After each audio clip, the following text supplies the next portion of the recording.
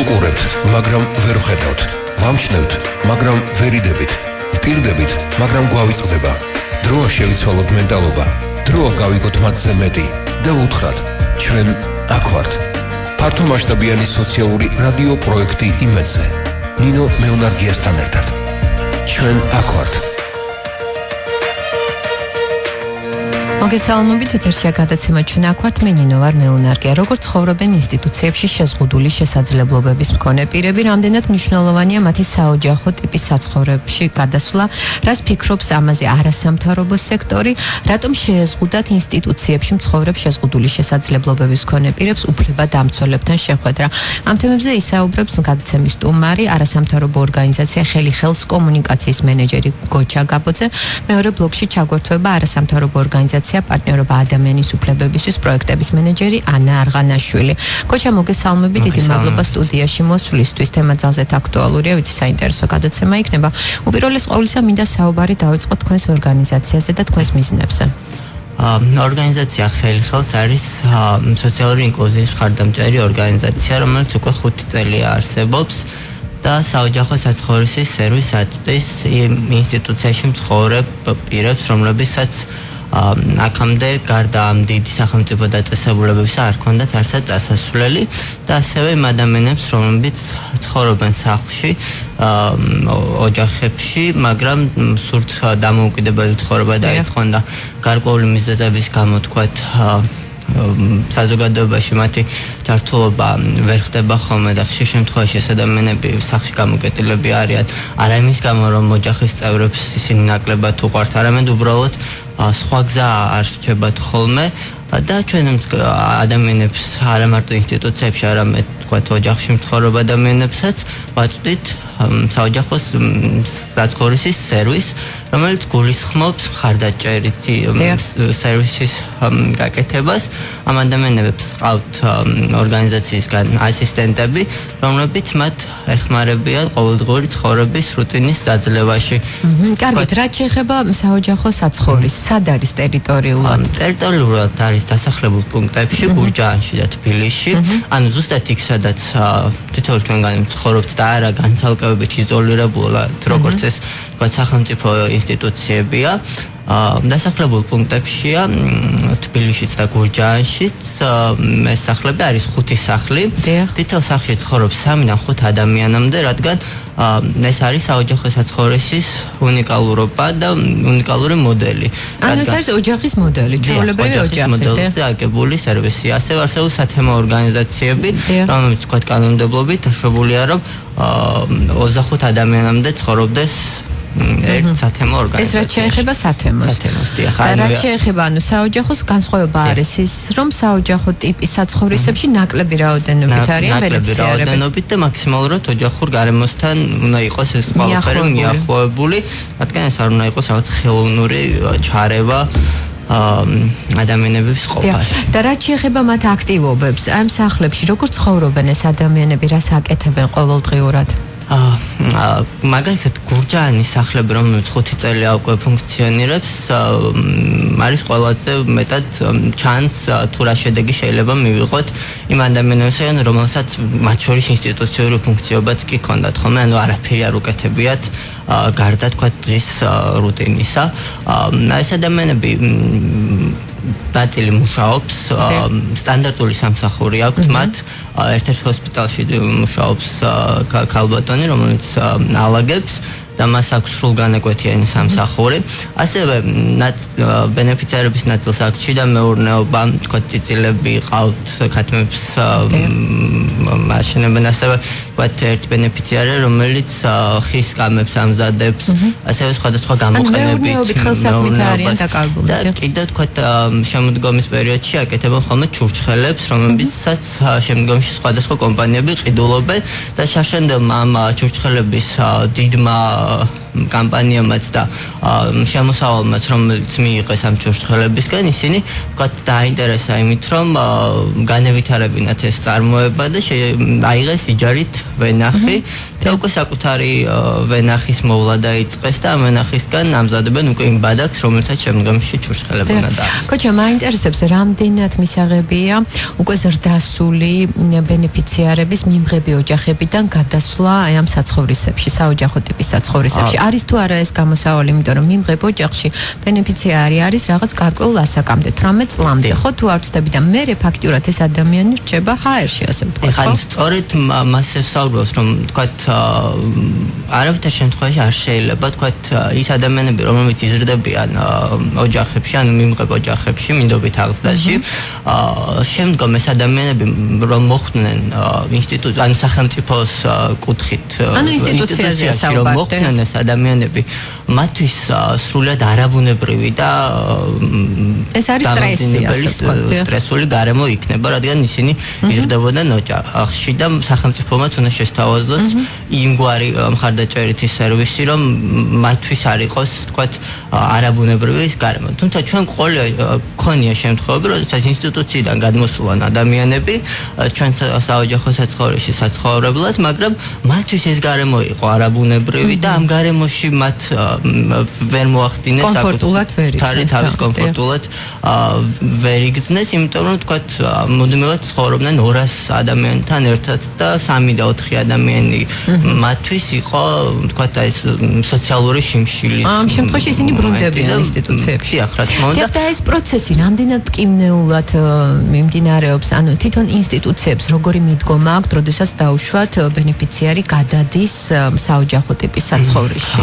ინსტიტუციები არის დახურული დაწესებულებები, სადაც ძალიან რთულია ნებისმიერი უცხო პირის მოხვედრა თითქმის შეუძლებელია და ასევე ჩვენ ორგანიზაციის წარმომადგენლებსაც ხშირ შემთხვევაში დიდი პრობლემები ექნებათ ხოლმე, განსაკუთრებით იმ ადამიანებთან, ანუ წინასწარ ყოველთვის ვაცნობთ ამ ადამიანებს, სანამ თქვათ შევთავაზებთ ორგანიზაციაში გადმოსვლას, თუ ვინ ვართ, რას ვაკეთებთ და ასე შემდეგ. მაგრამ განსაკუთრებით თქვათ ქმედუნარო პირებზე როცა არის ხოლმე შემთხვევები, ამ ადამიანებს ფაქტობრივად არ აძლევენ კომუნიკაციის საშუალებასაც. არ აძლევენ კომუნიკაციის საშუალებას და კანონი არეგულირებს ამას თუ ანუ? ანუ თქვენ პირდაპირ დაშვათ უფლებადამცველების იქნება თუ არასამთავრობო ორგანიზაცია მიმართავთ ინსტიტუციას და ეუბნებით რომ თქვენ გინდათ ბენეფიციარის გადმოყვანა, მაგრამ მანამდე ხო რაღაც პროცედურები გასავლელია. კი ბატონო, რა გარკვეული პროცედურები რა თქმა უნდა გასავლელია, რომელსაც ინსტიტუციებიდან აი როგორ ხდება ეს თავშოთ კანონი რამდენად გიწყობთ ხელს ამაში? კანონი ნაკლებად გიწყობს ხოლმე ხელს, იგივე თქვათ გუშინ გამოქვეყნეს სახალხო დამცველის ანგარიში, რომელიც სწორედ ამ დიდი ზომის სახელმწიფო ზრუნვის დაწესებულებებს ეხებოდა, სადაც უმძიმესი შემთხვევებია აღწერილი და საკმაოდ მძიმეა ის ყოფა რა ყოფაშიც უწევს ამ ადამიანს. დაახლოებით 206 ადამიანი არის ამ დაახლოებით 4 შემორჩენილ დიდ სახელმწიფო ინსტიტუციაში ამ ეტაპზე. დიახ, იმ შემთხვევაში აი დაფიქსირდა ის ფაქტი, რომ უფლებადამცველებს ძალიან გაუჭირდათ ინსტიტუციაში მცხოვრებ შეზღუდული შესაძლებლობის მქონე პირებთან ურთიერთობა, კონკრეტულად დუშეთის შემთხვევა იყო, ხო და რაში მდგომარეობდა პრობლემა? ანუ თქვენ პრობლემა შეგექმნათ ხელმძღვანელობისგან? ხელმძღვანელობისგან ის პრობლემა არ იქნება ხოლმე, უბრალოდ ბიუროკრატიულად იწელება ხოლმე პროცესი, და რამდენ თვეზე? მაგალითად დაახლოებით 6 თვის წინ უნდა გაგვეხსნა დამატებითი სახლი, რომლისთვისაც ყველანაირი რაც სტანდარტით მოგვეთხოვება გვაქვს მოწესრიგებული, თუმცა შეხვედრები ბენეფიციარებთან დიდი ხნის განმავლობაში თქვათ გაჭიანურდა და ფაქტობრივად ეხლა მიდის ეს გაცნობითი სამუშაო, რომ ადამიანებმა გააკეთონ ინფორმირებული არჩევანი და არა თქვათ თავს მოხვეული, თქვათ ეს რომ თქვათ კარგით, აი ეს ბენეფიციარები, რომლებიც ქმედუნარონი არიან, ამ შემთხვევაში მათ მაგევრად გადაწყვეტილებას ვინ იღებს? ქმედუნარობის იურიდიული გადახედვა მოხდა ამ ყველაფრის და მათ უკვე მხარდამჭერი ენიშნებათ. თუმცა ჩვენი კონკრეტული ბენეფიციარების მაგალითად მათთვისაც უკვე დაინიშნათ მხარდამჭერი და სასამართლომაც დაადგინა რომ მაგალითად მათივე პენსია რომელიც ამ დრომდე იყო გაყინული და ისინი ამ სახელმწიფო პენსიასაც კი ვერ იღებდნენ არა კონკრეტულად ამ ადამიანს დაერიცხა არამედ მხარდამჭერს დაერიცხა რომელსაც ასევე ვაპროტესტებთ და მეორე პროცესი იქნება რომელიც თქვათ არა კონკრეტულად მხარდამჭერს დავნიშნავს არამედ კონკრეტულად ბენეფიციარს რომელიც რა თქმა უნდა თავადვე იღებს გადაწყვეტილებას თუ რაში უნდა დაახარჯოს ეს თანხა და ეს არც სახელმწიფო საქმე არ არის არც ჩვენი საქმე არ არის ეს არის იმ კონკრეტული ადამიანის კუთვნილი პენსია რომელიც მან უნდა განკარგოს და არა მესამე ამ შემთხვევაში დამეთანხმებით ალბათ ჩვენთვის მნიშვნელოვანია ევროპული გამოცდილების გაზიარება რა სიტყვით ამაზე ჩვენ მოახლოესი 3 თვის განმავლობაში დაახლოებით 5 ორგანიზაციის ევროპული და პოსტსაბჭოთა ქვეყნების წარმომადგენლები გვესტუმრნენ. ჩვენი მოდელი არის პოსტსოციალისტურ ქვეყნებში ერთ-ერთი ყველაზე წარმატებული, რადგან ძალიან ყველაზე კარგი პრაქტიკად მიჩნეული მოდელია პოსტსაბჭოთა ქვეყნებში, ხოლო საქართველოში და მოლდოვის შემთხვევაშია ეს მოდელი დანერგილი, თუმცა პიონერები ამ შემთხვევაში ხელის ორგანიზაცია ვართ. ამ მოდელის უნიკალურობიდან გამომდინარე, მაგალითად ჩვენ მთავარი დონორი სოროსის ფონდი გასულ წელს მხარდამჭერითი კამპანიის დაგეგმვაში დაგვეხმარა და National Geographic-ის ფოტოგრაფი ზუსტად ამაზე მინდა ვისაუბროთ. ემი ვიტალე ყავდა ზაფხულში სტუმრად, რომელმაც გადაიღო დიდ რაოდენობით ფოტოები ჩვენი ბენეფიციარების და ფოტოისტორიები შექმნა შემდგომში და მიმდინარე კვირის განმავლობაში სოროსის ფონდის სათაო ოფისის Instagram-ის გვერდზე მიმდინარეობს ეს კამპანია და თავად ემი ვიტალეს Instagram გვერდზე და ვებ გვერდზე მიდება ეს ისტორიები ამ ჩვენ ბენეფიციარების ფოტოისტორიები, რომელსაც თქვა ტექსტური მასალაც ერთვის თან თავად ემის შტაბ-ეჭდილებების. აი შეგიძლიათ ცოცხალი მაგალითები მოიყვანოთ.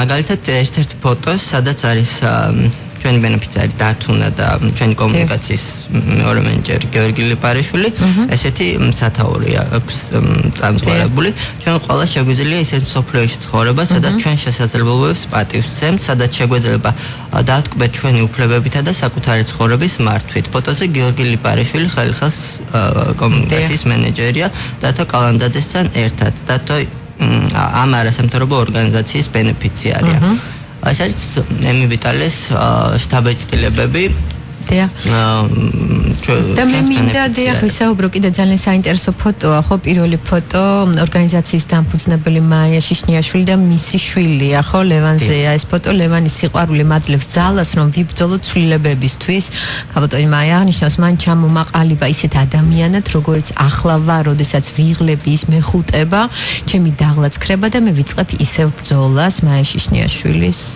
სამონარიდია და რამდენად მნიშვნელოვანია და ეს ფაქტი, როდესაც თავად მშობლები აფუძნებენ მსგავს ორგანიზაციებს, იმიტომ რომ მშობლის გამოცდილება დამეთანხმებით ძალიან დიდია, ხო? კონკრეტულად თქვენი ორგანიზაციის შემთხვევაში დამფუძნებელი თავად მშობელია. დიახ.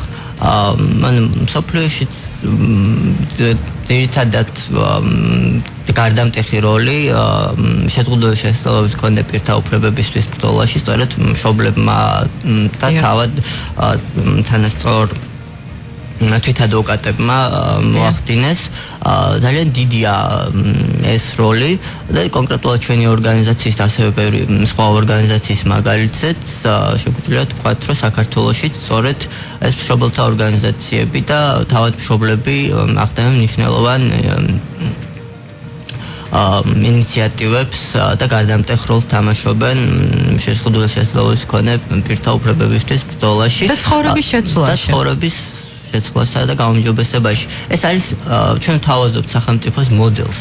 თუ როგორი უნდა იყოს და როგორ შეიძლება მოახდინონ ამ ადამიანების ცხოვრების უკეთ წარმართვა და ვაჩვენებთ კონკრეტულ ფაქტებს, რომლებიც თქვათ სახელმწიფოს თქვათ ბიუროკრატიული ბიუჯეტიდანაც გამომდინარე, თქვათ ბევრად უფრო ხარჯთეფექტური იქნება ჩვენ დაახლოებით უკვე 25 ბენეფიციარიდან თითქმის უმეტესობა საკუთარი შემოსავალიც აქვს და საქმებულებიც არიან, ჯართულები არიან სხვადასხვა საქმეში და ისინი ძირითადად გადასახადების გადამხდელებით კი ხდებიან, რადგან უკვე არა მარტო პენსიაზე არიან დამოკიდებული, არამედ საკუთარი შემოსავალი აქვს, იღებენ თქვათ ეკონომიკურ ცხოვრებაში ქვეყნის მონაწილეობას და ეს სახელმწიფოსთვისაც არის თქვათ ის გზა, რომელიც ამ ადამიანებისთვის არა მხოლოდ თქვათ პენსიაზე დამოკიდებულ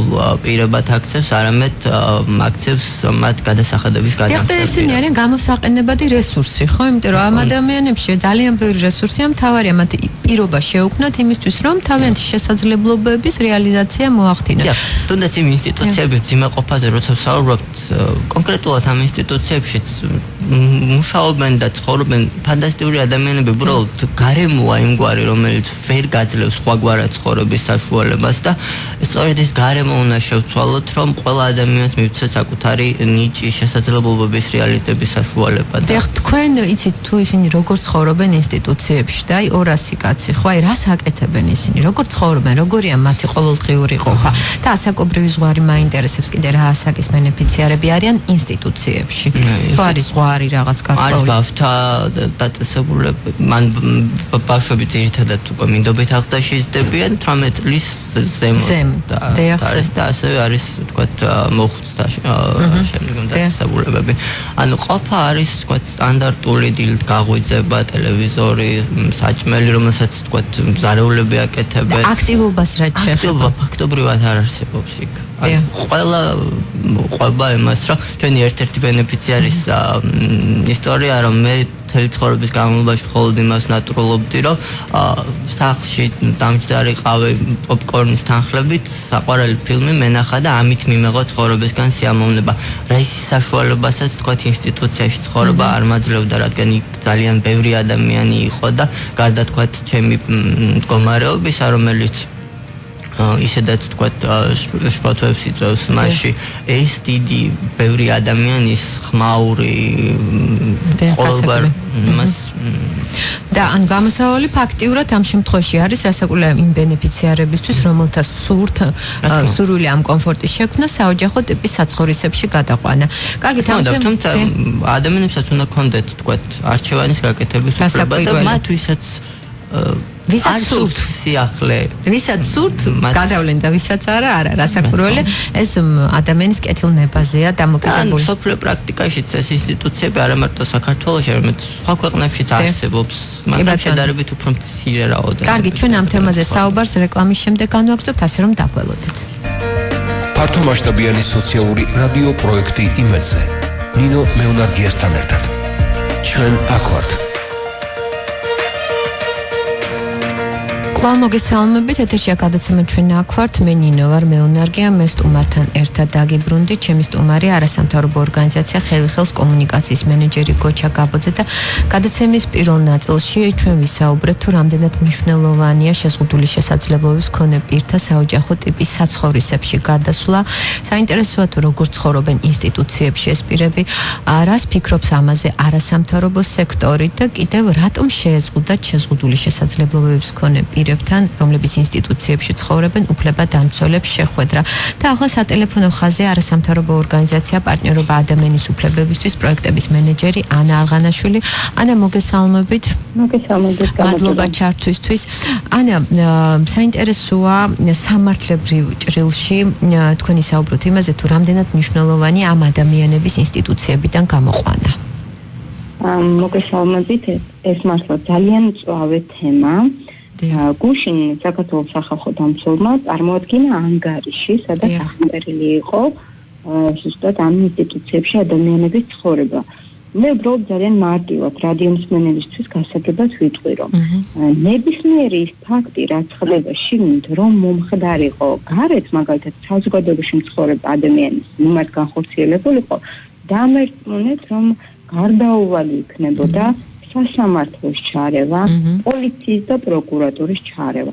ძალიან მძიმე უფლებადარღვევები, რომელიც ხშირად კანონის დარღვევით გამოიხატებოდა, იყო წარმოდგენილი. მაგალითისთვის გეტყვით, არანებაყოფლობით ფსიქიატრიულ დაწესებულებაში გადაყვანა, რადიომსმენელისთვის რო განმარტოთ, საკუთარი ნების წინააღმდეგ იძულებით გადაყვანა არ იყო შესაბამისად დოკუმენტირებული. ეს არის ძალიან სერიოზული დარღვევა. ეს იგივეა, რომ ვიღაცამ ქუჩაში მოვკიდოთ ხელი და თქვენი საწინააღმდეგო ძალით გადაიყვანო ფსიქიატრიულში.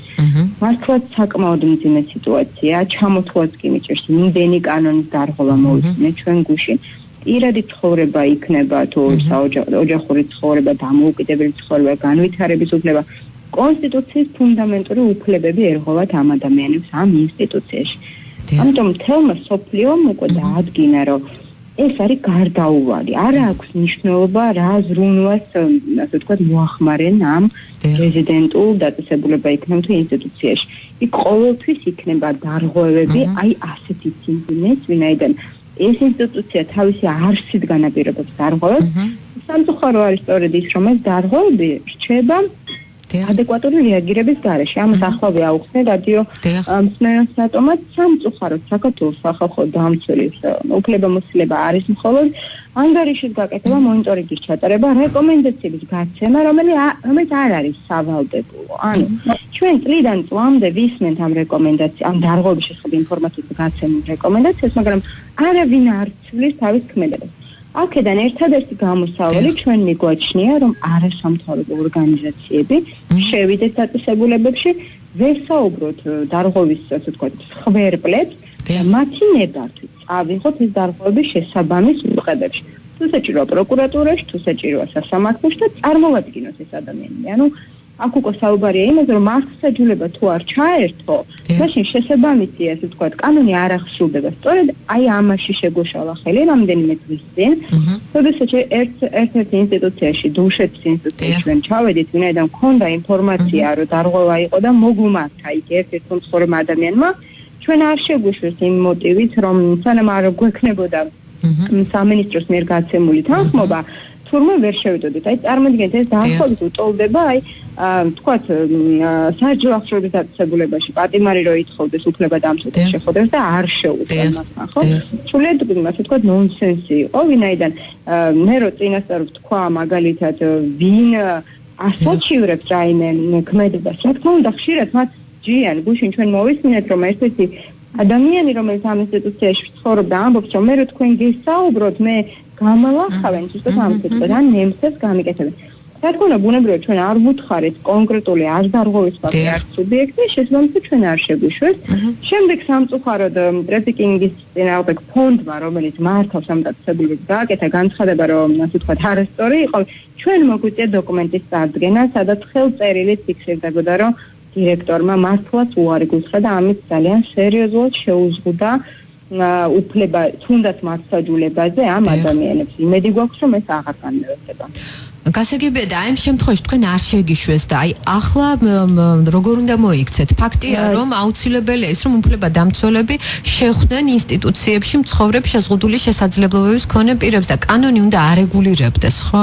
კანონი არეგულირებს. პირდაპირ წერია კანონმდებლობაში, კონსტიტუციაში აბსოლუტურად ყველგან წერია, რომ ადამიანს არ შეიძლება შეეზღუდოს უფლებადამცველთან ადვოკატთან შეხვედრა, ხო?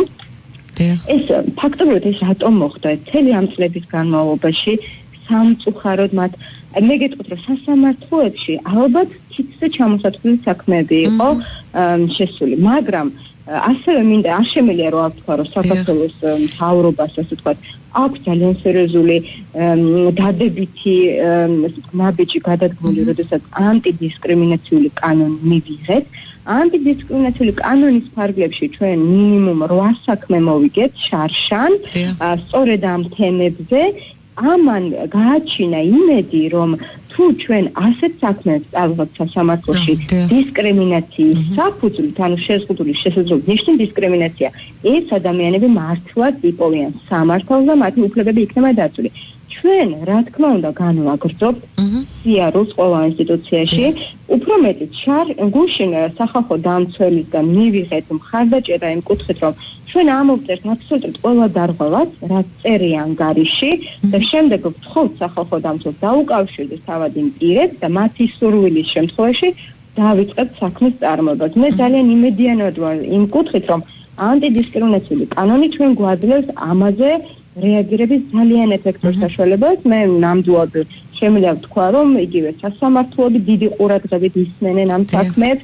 მიუხედავად იმისა, რომ ეს არის სულად ახალი ცოდნა და ხშირად შეიძლება არ წავდეს ეს ადამიანი ნანახი, ხო, წარმოიდგინეთ, როდესაც სასამართლოში თავად ეს ადამიანი მიდის და ხდება თავის ისტორიას. ესა ჩემი აზრით ზოგადად საზოგადოების ტრანსფორმაციას შეუწყობს ხელს.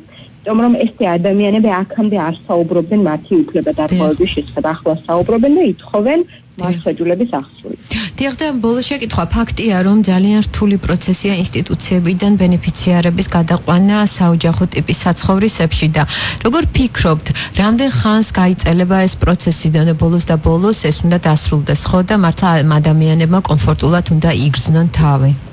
მე ორ პრობლემას გამოვყოფდი. პირველ რიგში ვიტყოდი, რომ არასამთავრობო ორგანიზაციები, მაგალითად როგორც არ ვთქვათ, ხელისხევის ორგანიზაცია, თუნდაც კედელი და რამდენიმე ალბათ ერთხელ ფიქსი ჩამოსათვლელი, ჩვენ ფაქტობრივად სახელმწიფოს მხრიდან ვერ ვხედავთ აი ამ ინიციატივას, ამ რეფორმის დასაწყისს.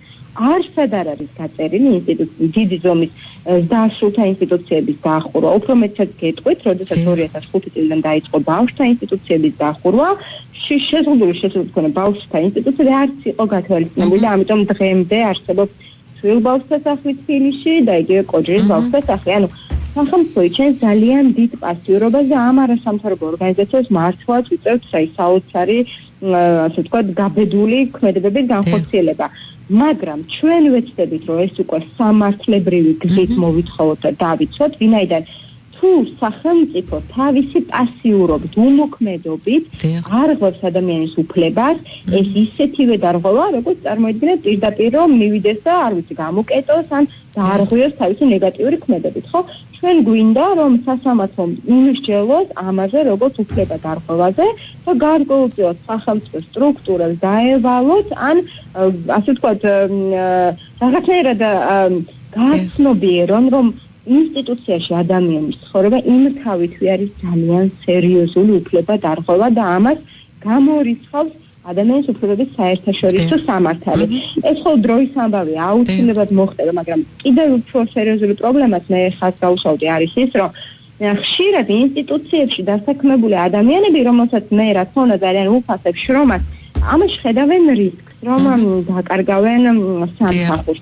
ჩვენ გვაქვს ეს სიტუაციები, როდესაც ისინი არასწორ ინფორმაციას აწვდიან თავად ამ პირებს, გარკვეულწილად აშინებენ, რომ აი თუ გადახვალთ თქვათ საცემო სახლში იქ აღარ მოგივლიან და ჩვენ ხვდებით ნეგატიურ განწყობებს. ესეც გადავახვადია, იმიტომ რომ თუ ადამიანი ძალიან დიდი ხანი გამოკეტილია, მან თავისუფლების ფასი სამწუხაროდ არ იცის, ან ეშინია თავისუფლების.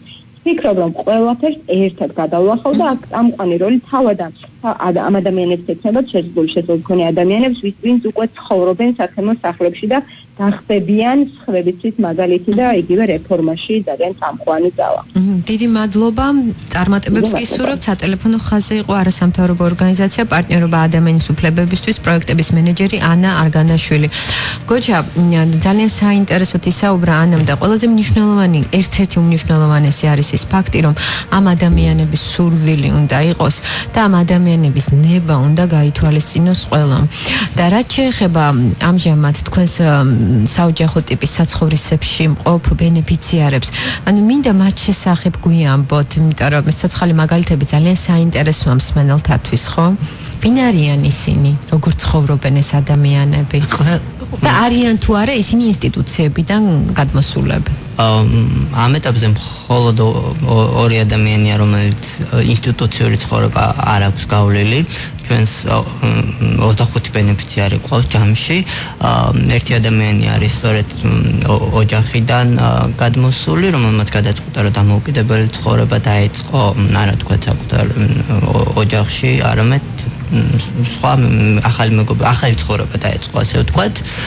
და მეორე ადამიანი არის, რომელიც ორი ადამიანი ყავს კიდე, რომელიც მინდობით აღზრდაში იზრდებოდნენ და შემდეგ მინდობით აღზრდელების 18 წლის შემდეგ ამ ადამიანებს ვთქვათ ეს სახელმწიფო შემწყობაც უწყდებათ ხოლმე და ორი ადამიანი, რომელიც მინდობით აღზრდიდან მოხდა შემდეგ. დანარჩენი ყველა მათგანის აქვს ეს მძიმე ინსტიტუციური ცხოვრება გავლილი.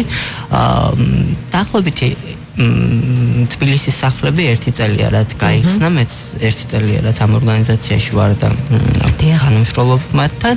ყველა მათგანის ცხოვრება არის განსხვავებული, უნიკალური, ყველა მათგანის ინტერესები არის სხვადასხვა.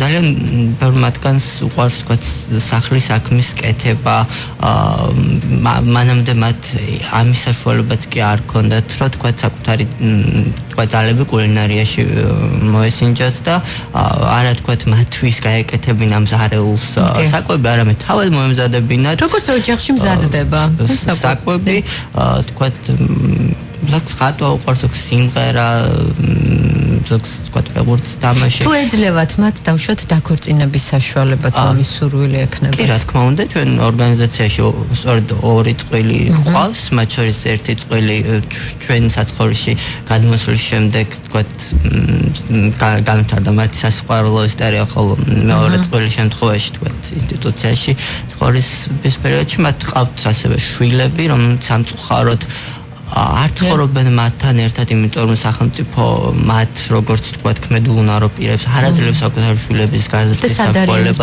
ბავშვები მართალია ახლოს არიან მათთან, ანუ მინდობით აღზრდებლებთან იზრდებიან, მაგრამ ჩვენ გვაქვს სურვილი რომ ოჯახები შეიკრას და გვაქვს ასევე რესურსიც იმის რომ ცხოვრობდნენ ბავშვები მათთან ერთად. კანონმდებლობის თვალსაზრისით არ შეიძლება თითქოს რომ სადაც არიან დიდები იქ ცხოვრობდნენ პატარებიც, მაგრამ ოჯახი როცა არსებობს ეს ხომ არის საოჯახო ტიპის საცხოვრისი. ანუ ის ითვალისწინებს ხო დედა-მამა, შვილი. რა თქმა უნდა. და ამ ადამიანებს ეძლევათ თუ არა მის საშუალება რომ თავენ შვილები ნახონ. რა თქმა უნდა, ხშირად ნახულობენ, კომუნიკაცია აქვთ, მინდობით აღზრდებლებთან, ასევე თვითონაც სტუმრობენ, მაგრამ ეს რა თქმა უნდა არ არის ის, რაც უნდა იყოს. მე ვფიქრობ, რაღაც გარკვეული დილემის წინაშე ვდგავართ, ხო, ბავშვები არიან მინდობით აღზრდაში, ანუ მათ ყავთ ეს მშობლები, ანუ ბიოლოგიური მშობლები და კიდევ მშობლები, ისინი ზრდიან მათ, მაგრამ ფაქტია რომ 18 წელს რომ მიაღწევენ 18 წლის ზემოთ, ესე იგი ეს ბავშვები, რომელთაც ყავთ ბიოლოგიური მშობლები და კიდევ მინდობით აღზრდაში არიან და მშობლები, ანუ ფაქტობრივად 4 მშობელი ყავთ, ასე ვთქვათ, გამოდის, ესენი მერე უნდა გადავიდნენ ინსტიტუციაში. ეს რაღაც ძალიან დიდი დილემაა. ხო 18 წლის ასაკის მერე სად უნდა წავიდნენ ისინი? თუ არა საოჯახო ტიპის საცხოვრისში.